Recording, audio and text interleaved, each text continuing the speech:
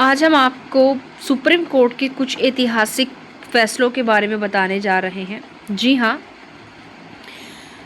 ये 3 वो केस हैं आपके जो पैसिव यूथेनेसिया से संबंधित है, यानी कि इच्छा मृत्यु, जिसको आपने हमेशा पढ़े होंगे आर्टिकल 21 में कि जीवन जीने का अधिकार के अंतर्गत मरने का अधिकार शामिल नहीं है।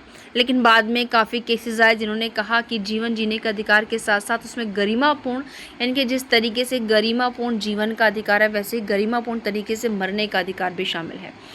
यहाँ पर सबसे पहले अगर हम बात करें, लेकिन सबसे पहले मैं आपको बता दूं कि आखिर आज हम पैसिव यूथेनेशिया, इच्छा मृत्यु की जो आपकी निष्क्रिय इच्छा मृत्यु है उसकी बात हम क्यों कर रहे हैं, क्योंकि पहली बार सुप्रीम कोर्ट ने डिसीज़न दिया है पैसिव यूथेनेशिया की अनुमति दी है आपकी 11 मार्च 2026 को। जी हाँ, यह है सुप्रीम कोर्ट के लिए और एक पूरे देश के लिए बहुत ही भावुक कर देने वाला पल है, क्योंकि यहाँ पर ये जो आपका मामला है ये हरीश राणा का केस है, जो कोई एक ऐसा व्यक्ति है, एक ऐसा बच्चा हम कहेंगे जिसके पेरेंट्स ने इसको सही होने के लिए अपना सब कुछ दांव पर लगा दिया। लेकिन जब 13 साल हो गए उनको लड़ते लड़ते और उनको कोई उम्मीद नज़र नहीं आई, तब जाकर उन्होंने ये फैसला लिया। आखिर किस तरीके से उन्होंने अपने दिल पर पत्थर रखकर अपने 32 साल के बेटे के लिए सुप्रीम कोर्ट से पैसिव यूथेनेशिया की बात मांग की।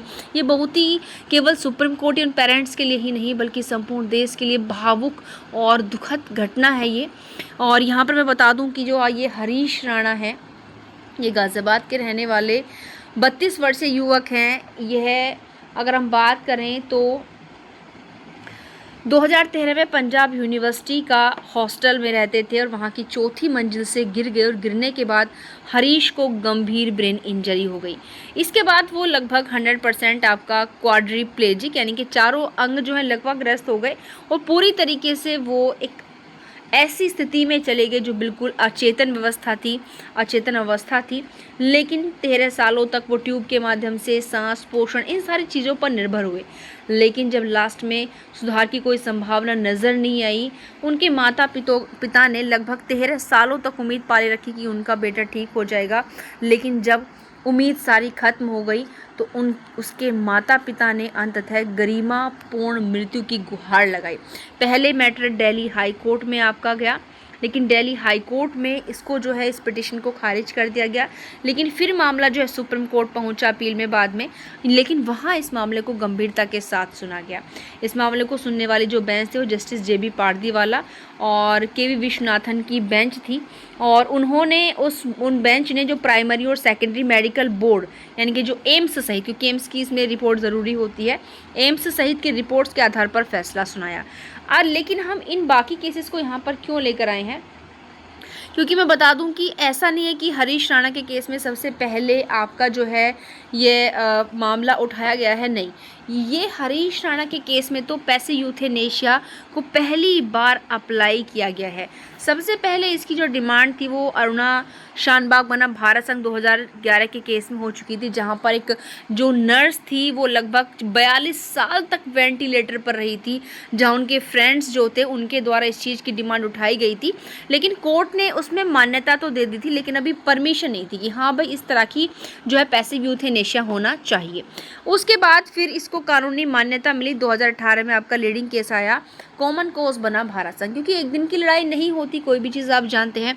अगर कोई परिवर्तन होता है, चीज़ें होती है तो लंबे समय तक है, लेकिन ये कोई ऐसा परिवर्तन नहीं कि जो समाज को बदल। लेकिन यहाँ पर हाँ ये है कि एक व्यक्ति जिसको सालों निष्क्रिय रूप से वेंटिलेटर पर पड़े हुए हो गए, वो पूरी तरीके से ट्यूब पर डिपेंड है, खाना पीना, तो ऐसी स्थिति में उसकी जो लाइफ है वो एक कहते हैं कि पशु के समान जीवन है, डिग्निटी फुल लाइफ नहीं है।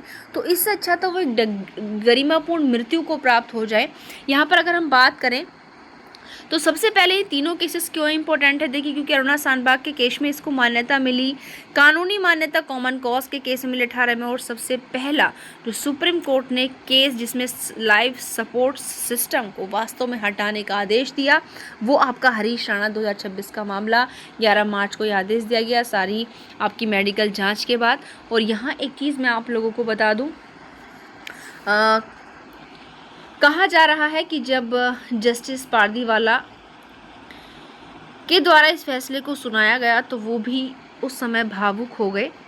और यहाँ पर मैं अगर और चीज़ों की बात करूँ कि पैसिव यूथेनेशिया क्या होता है, देखिए तो पैसिव यूथेनेशिया क्या होता है, क्योंकि जब व्यक्ति पूरी तरीके से मेडिकल सपोर्ट के थ्रू अपनी लाइफ जी रहा होता है, मेडिकल सपोर्ट ट्यूब्स के द्वारा, और उनके बिना उसका जो जीवन है वो नहीं माना जाएगा। तो यहाँ पैसिव यूथेनेशिया के अंदर जो है उसके उस लाइफ सपोर्ट सिस्टम को हटा दिया जाता है। ठीक है, तो वो स्थिति यहाँ पर है। इसमें आपके एक तो पैसिव यूथेनेशिया होता है, एक एक्टिव यूथेनेशिया होता है। पैसिव यूथेनेशिया में आपका वो है कि उसका जो लाइफ सपोर्ट सिस्टम है उसको हटा दिया जाता है। ठीक है, और आपका लेकिन एक्टिव यूथेनेशिया को हमारे भारत में जो है परमिशन नहीं मिली हुई है, ये बात आप ध्यान रखें। ठीक है इसमें क्या होता है, जो आपका एक्टिव यूथेनेशिया है इसमें इस तरह की मेडिसिन दी जाती है जैसे घातक इंजेक्शन वगैरह, ठीक है, जिससे उस व्यक्ति की जो है क्या हो जाए, मृत्यु हो जाती है। लेकिन फिलहाल भारत में इसको वैलिड नहीं किया गया है। लेकिन यहाँ पर अगर देखा जाए कि यहाँ पर हरीश राणा के केस से क्या बदलाव आपको नज़र आ रहे हैं कि भारत अब गरिमापूर्ण मृत्यु को गंभीरता से ले रहा है। सक्रिय इच्छा मृत्यु लेकिन अभी भी अवैध है, याद रखें। लेकिन पैसिव यूथेनेशिया अब सख्त मेडिकल बोर्ड और जुडिशियल निगरानी के साथ संभव है। सुप्रीम कोर्ट ने भी केंद्र सरकार से पैसिव यूथेनेशिया पर कोई स्पष्ट कानून बनाने की सिफारिश की है। तो यहाँ पर वास्तव में क्योंकि एक ऐसी स्थिति जब आपको लग रहा है कि इस व्यक्ति का अब बिना सपोर्ट सिस्टम के लाइफ जो है पॉसिबल नहीं है, तो ऐसी स्थिति में बिल्कुल यही एक लास्ट ऑप्शन बनता है, बचता है, क्योंकि उसकी वो लाइफ बिल्कुल एक इस तरीके से वो जीवन जीना, जैसे मैंने अभी कहा, एक पशु के समान जीवन जीना, और साथ ही साथ उसके जो फैमिली वाले हैं वो भी उसको देखकर हमेशा तिल तिल मरते रहते हैं। बिल्कुल एक पेरेंट्स के लिए बहुत बड़ा कदम था कि अपने कहीं ना कहीं, अगर वो ऐसी स्थिति में तो बच्चा अपनी आंखों के सामने दिख रहा था, लेकिन कहीं ना कहीं वो हर रोज़ ज़िंदगी और मौत से लड़ रहा था। उसके बीच की स्थिति थी जिसमें आने की उसकी कोई पॉसिबिलिटी नहीं थी। तो यहाँ पर बिल्कुल ये फैसला फिर से मैं कहूँगी पूरे देश को भावुक कर देने वाला है।